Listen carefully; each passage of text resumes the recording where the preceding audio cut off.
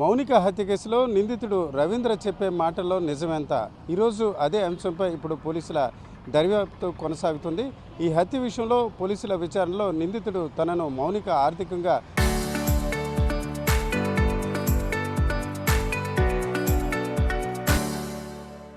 కొంత ఒత్తిడి చేయడం వల్ల ఈ రకంగా హత్య చేసినట్టు చెప్తున్నారు. అయితే వాస్తవానికి డేటింగ్ యాప్లో పరిచయం అయిన తర్వాత వీరిద్దరూ కూడా కొంత సన్నిహితంగా మెరిగారు. అలాగే వివాహానికి సంబంధించి కొంత ప్రపోజల్స్ వచ్చినప్పుడు కూడా ఆమె ఆరోగ్య కారణాల వల్ల కొంత వివాహానికి ఇష్టత చూపలేదు. అయితే ఆ తర్వాత జరిగిన పరిణామాల నేపథ్యాన వివాహం అయినప్పుడు కూడా వీరిద్దరి మధ్య పరిచయాలు యథావిధిగా కొనసాగించారు. ఇవన్నీ కూడా నిందితుడు రవీంద్ర చెప్పే మాటలు. అయితే సహజంగా నిందితులు ఏమి చెప్పినప్పటికీ దానికి సాక్ష్యాలు ఉండాలి. అలాగే దానికి సంబంధించిన రుజువులు కూడా సాంకేతికంగా నిర్ధారణ చేయాల్సిన పరిస్థితి. ఈ దశలో నిందితుడికి 14 రోజుల రిమాండ్ కూడా విధిస్తూ న్యాయమూర్తి ఆదేశాలు జారీ చేశారు. ఈ దశలో ఈరోజు రేపు కూడా నిందితుడు ఏదైతే మౌనికకు సంబంధించి కొన్ని ఆరోపణలు చేశారో, ఆర్థికంగా తనను ఒత్తిడి చేసింది, చాలా సందర్భాల్లో డబ్బులు ఇచ్చినట్టు అతను చెప్తున్నారు. అయితే అందులో ఎంత మేరకు వాస్తవం, సహజంగా ఫోన్పే కానీ ఇతర మార్గాలుగా బ్యాంక్ లావాదేవీలు జరిగాయా అన్న కోణంలో కూడా ఈరోజు విచారణ కొనసాగుతుంది.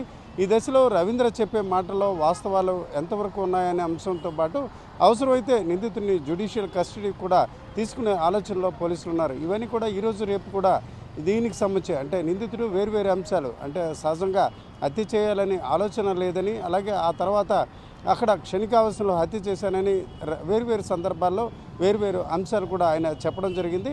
ఏదేమిటికి పథకం ప్రకారం నిందితుడు ఆమెను హత్య చేశాడు. అందుకే ఆమెను ఒక పథకం ప్రకారంగా ఎన్ఈడి జంక్షన్కి రప్పించి అక్కడ బైక్ ఎక్కించుకొని గాజువాక్లోని ఎల్బీ నగర్కి తీసుకెళ్లాడు. అనంతరం అక్కడ ఆమెను పేక నులిపి చంపి ఆ తర్వాత వాష్రూమ్లోకి తీసుకెళ్లి ఆమె శరీర భాగాలను 3 ముక్కలుగా చేసినట్టు నిందితుడు చెప్పిన మాటలు బట్టి తెలుస్తుంది.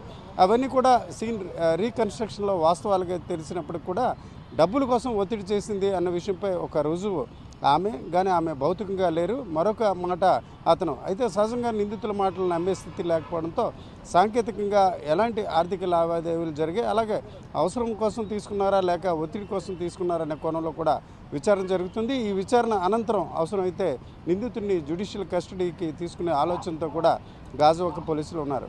కెమెరా పర్సన్ తిరుపతితో రామచంద్ర, RTV, విశాఖపట్నం.